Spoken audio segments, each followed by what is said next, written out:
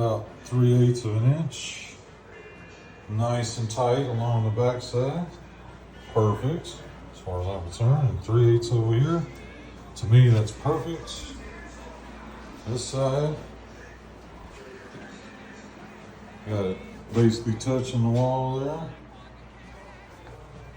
The line on the back side looks pretty good to me.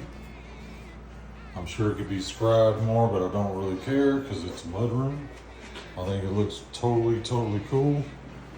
So there's the sink, short side, the long side, 117 or 117 and a half, whatever I said, the 65. So I think it came out pretty good.